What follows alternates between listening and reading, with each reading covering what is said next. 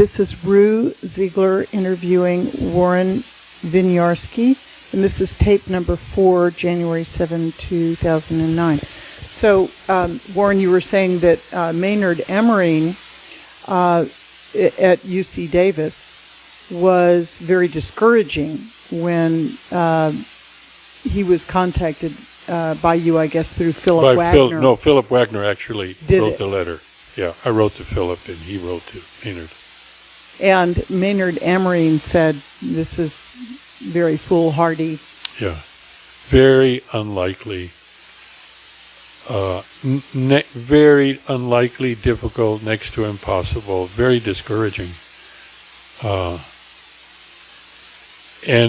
he was right, because the typical job was required a credentialed person, a person with training, or a person with experience. Even then, there were lots of people who came up the old school, but what was changing in the Valley is the old school was being replaced by people who were more interested in quality, and that took, how do you do that? How do you get that quality?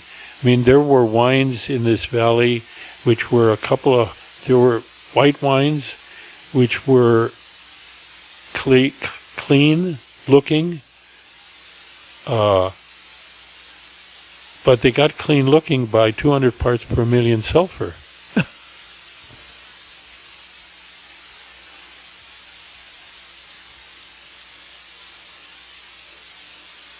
Malolactic fermentation was very little understood.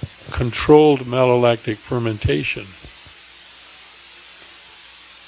Brad Webb was the first to have a controlled malolactic fermentation, and that must have been only about 2 years before we got here. So everything, the whole field was changing. Was changing. And Maynard was right. And Warren, so we were talking about what an incredibly courageous thing this was for you to do, to make such a large change in your life at this juncture in your 30s. Yeah, or imprudent in the extreme.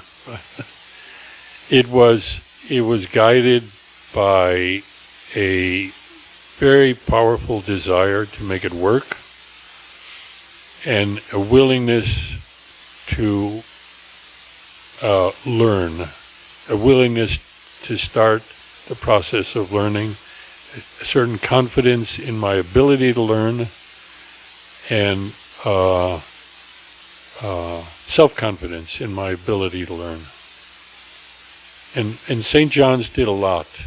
I was going to say. To make that possible. I was going to say.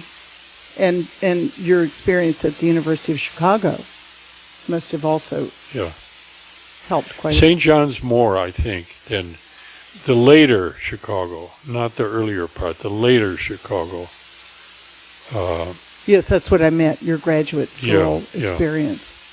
Yeah. So now you and Barbara and your first 2 children came across by station wagon to California, and you ended up, as we know, in the Napa Valley after having experimented with Santa Cruz, but that was on your own. That was without Barbara and the children when you were in Santa Cruz. Yes. So you... And actually the first trip to Napa, meeting Lee Stewart, going up to Mayacamas, where I thought I had another possibility, and Bob Ellsworth said, I was telling you there was no job. And I came up there, I came here, and I called up, and I said, I'm seeing about the job. And they were very urbane about it, and they invited me up for lunch, but there wasn't really anything. And he thought he was very clear in saying, in our correspondence, that there wasn't a job here, but I misinterpreted that somehow, saying there was a job. Anyway, Bob Ellsworth was the owner of He Viacom. was the manager at Manager. that time. So now you went to work for Lee Stewart Hmm. at Souverain, and this was on Howell Mountain. Yes. And you and Barbara settled in a small cabin there? The Rossinis were original settlers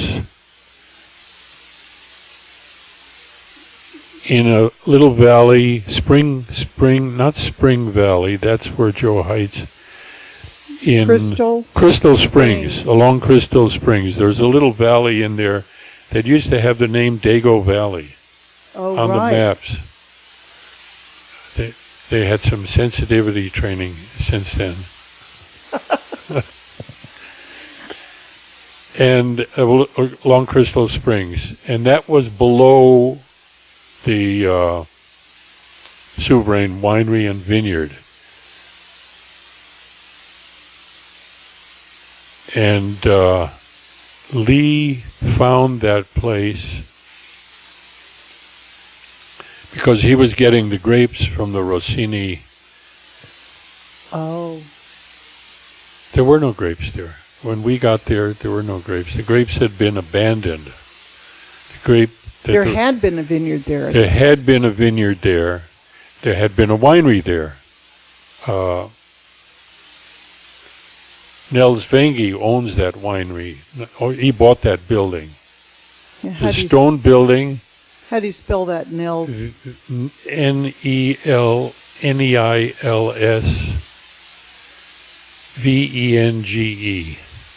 Okay. Nels Vengi bought that.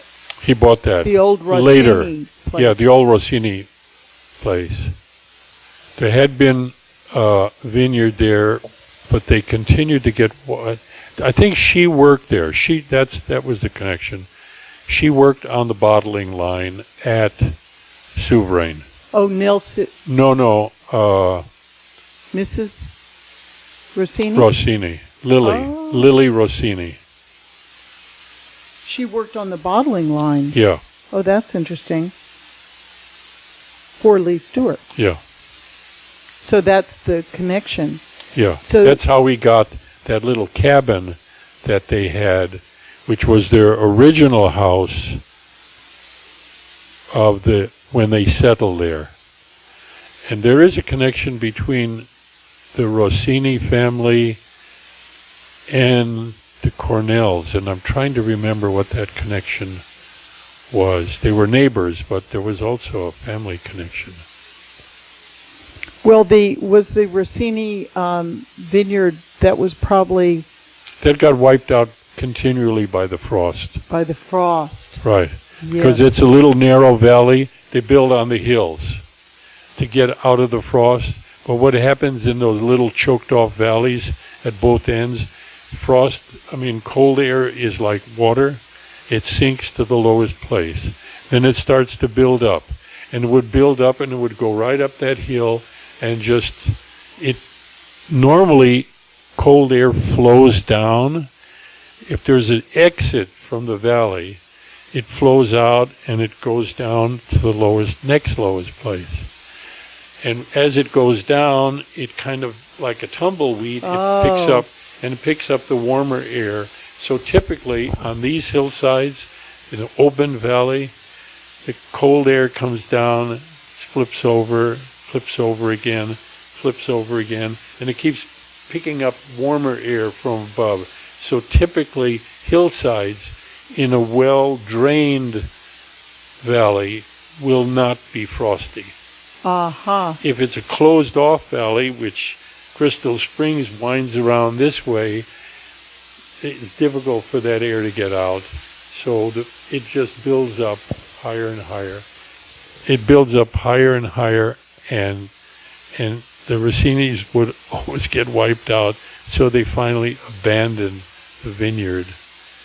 And it may have been also because Lily's husband died, and she was left with that property. their first house, the Pioneer House,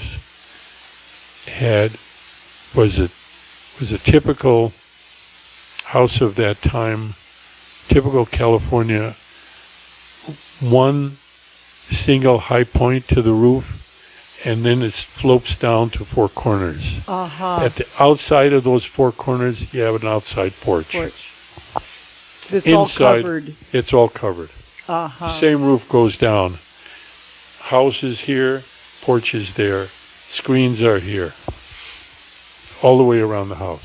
So this was the house that you moved into? This is the house. It was their original house, Rossini original house, which they built a more typical bungalow type house with more complicated roof and internal structure, with not a porch all the way around.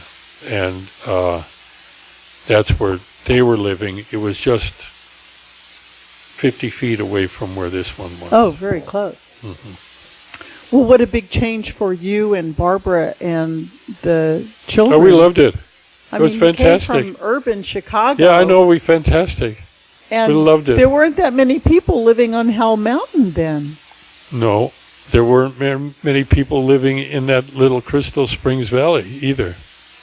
And how did you? And we had a garden. You had a garden. We got and there was late, so it was hard. The ground was very hard, but we worked it up in the springtime. We had our own plants, and we pickled and. You became very self-sufficient, growing we your tried own to. Yeah, fruits and vegetables. Yeah, well, we loved doing it. That was part of why we came. We loved to do those things. And wasn't there a fruit orchard nearby where you could just pick fruit? There was a prune orchard. I mean, so we picked the prunes. They were given to us to pick. They were allowed. We were allowed to pick. That was over on the Cornell side. Ah. And you just loved it right away. Yeah, we did. And Barbara had no qualms about such a big move. No, and we caught a big salmon the first year, and it came up the stream, and that was kind of a sign for us that things would work out. So the stream was very close to your house? Very close. And you caught a salmon right there? Yeah, it came up and was there to catch and eat. That's extraordinary. Now, who was I know that of course you worked with Lee Stewart, but who were the first people that you met socially in the valley outside of your work? You know, we're going to have to stop because for now, if you don't mind, and we could take up this topic from this point for the next time. We're going to do a interview set number 2. So this is the end of interview set number 1. Thank you.